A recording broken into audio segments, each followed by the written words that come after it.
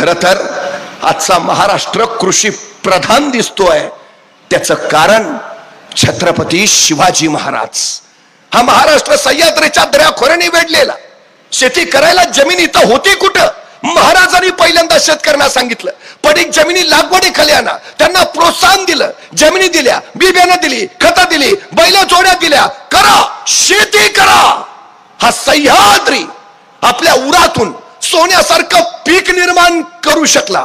स्वराज्याची अर्थव्यवस्था या शेतकऱ्यांच्या शेतीच्या बळावर सामर्थ्यशाली झाली. आज महाराष्ट्र कृषी क्षेत्रामध्ये अव्वल आहे. याचं कारण फक्त शिवाजी महाराजांनी राबवलेली त्यावेळीची धोरणं. महाराजांनी त्यांच्या काळात महाराष्ट्रातल्या जमिनींची 3 वेळा मोजणी केली. 5 हात लांब 5 तसू 14 मुठींची लांब काठी हे जमीन मोजणीचं परिमाण महाराजांनी शोधून काढलं.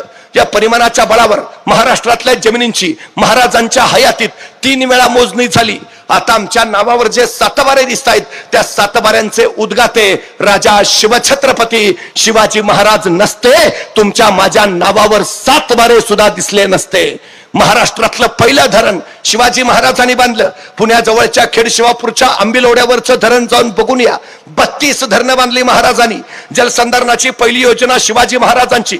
पाणी अडवा पाणी जिरवा ही योजना ही महाराजांची. आता पाणी अडवा पाणी जिरवा ही संकल्पना मी बाजूला टाकली आणि ह्याची अडवा त्याची जिरवा हा एक कलमी उद्योग चालू केला. तो भाग वेगळा. पण आजही आमच्याकडे दुष्काळ पडतो आणि सरकार सकाटी पिट्ट शिवकालीन पाणी योजना राबवली पाहिजे. 1972च्या दुष्काळात महाराष्ट्रातल्या सगळ्या विहिरी कोरड्या पडल्या होत्या, पण 11,000 फूट उंची वसलेल्या रायगडाच्या गंगासागर तळ्यात मात्र तुडुंब पाणी होतं.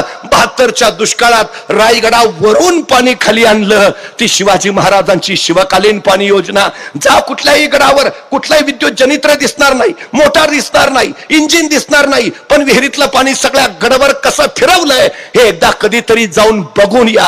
हे 350 वर्षापूर्वी महाराजांनी केलं. 350 वर्षापूर्वी. खरं तर तत्कालीन काळात शेतकऱ्यांवर 40 प्रकारचे कर होते. महाराजांनी सगळे बंद केले. खत सरकारमधनं मिळायची, बी बियाणं सरकारमधनं दिलं जायचं, बैल जोड्या सरकारमधनं दिल्या जायच्या. शेतकऱ्यांनी फक्त कष्ट करायचे. आलेल्या उत्पन्नाचे 5 भाग व्हायचे. 5 भागापैकी 3 भाग शेतकऱ्याला आणि 2 भाग सरकारला, असा सरळ हिशोब असायचा. दुष्काळ पडला सारा माफ होता. अडचण आली कर्ज दिलं जात होतं. शेतकऱ्यांचे कर्ज मुक्ती करणारे पहिले राजे म्हणून आम्हाला छत्रपती शिवाजी महाराजांचंच नाव घ्यावं लागेल. महाराजांनी सक्त आज्ञा दिल्या. गावोगावी जा, दौरे काढा, शेतकऱ्यांच्या अडचणी समजून घ्या. कोणास बिबे नसेल द्या, खतं नसतील द्या, बैलजोडी नसेल द्या. जैसे होईल तैसे शेतकरी सुखी होईल ऐसे पहा.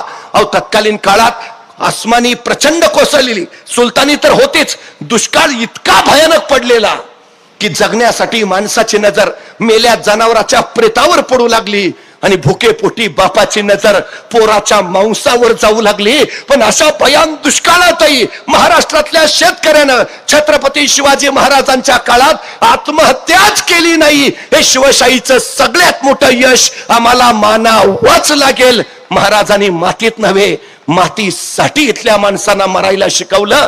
हे महाराजांचं सगळ्यात आणि सगळ्यात मोठं वैशिष्ट्य आहे. खरं तर हे अपूर्व असं विलक्षण कार्य महाराजांनी निर्माण केलं. काय होतं महाराजांकडं? संपत्ती होती, सैन्य होतं, सामर्थ्य होतं नाही. शून्यातनं विश्व उभा करणारे राजे असं महाराजांचं आम्ही वर्णन करतो. हाताशी काही नसताना महाराजांनी राज्य उभा केलं. अहो बघा ना, 1645 साली महाराजांनी राजगड घेतला. बेवसाव होता.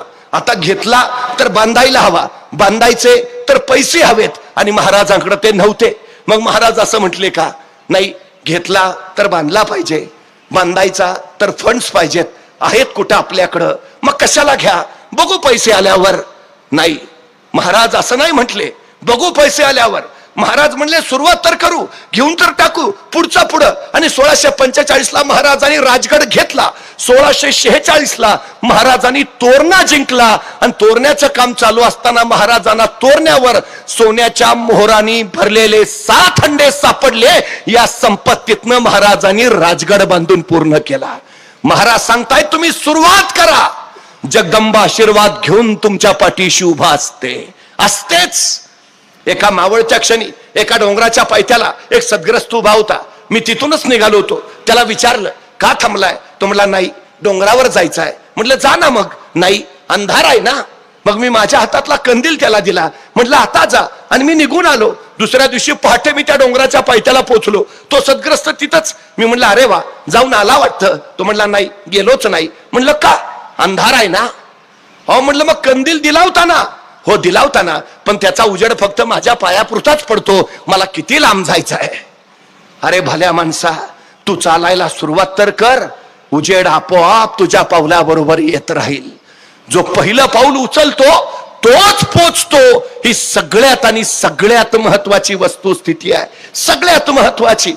पूर्व वेस बाबूभाईंनी सुरू केली, पूर्णत्वाला गेली. आज पश्चिम वेसेची पायाभरणी झाली आणि पाहता पाहता तीही पूर्णत्वाला जाईल. तुम्ही सुरुवात करा, सगळी सृष्टी तुमच्या पाठीशी उभा असते.